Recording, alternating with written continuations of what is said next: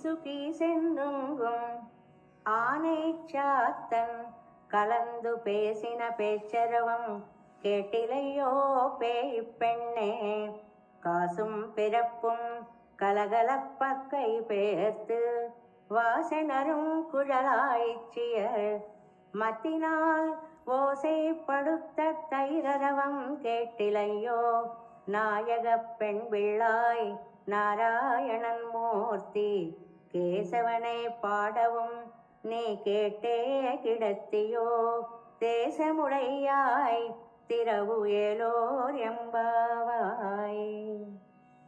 రెండవ గోపికని లేపేటప్పుడు కూడా లోకంలో తెల్లవారడానికి మనం చూపించే గుర్తులు కొన్ని చెప్తూ తద్వారా శ్రవణ భక్తిని వివరిస్తోంది అమ్మ గోదాదేవి.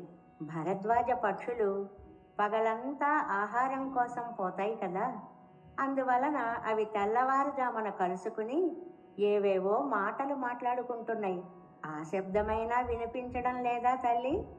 పిచ్చిదానా, పెరుగు చిలికే వేళ గోపికల జుట్టుముడి వీడి ఆ కేశాలలో ఉన్న పూలు సుగంధాలు విరజిమ్ముతున్నాయి, గాజులు గలగలమంటున్నాయి, మంగళసూత్రాలు మెడలో ఆభరణాలు ధ్వనిస్తున్నాయి.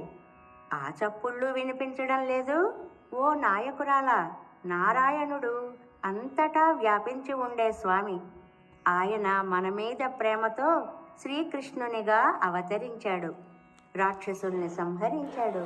ఆయనని కీర్తిస్తుంటే విని కూడా ఇంకా పడుకొని ఎలా ఉండగలిగావు తల్లి? నీ తేజస్సు మాకు తెలుసులే, దానిని మేము అనుభవించేలా దర్శించేలా తలుపు తెరవవమ్మా అంటూ గోపికను లేపినట్లుగా చక్కటి భావాన్ని అందించింది ఆండాళ్ తల్లి.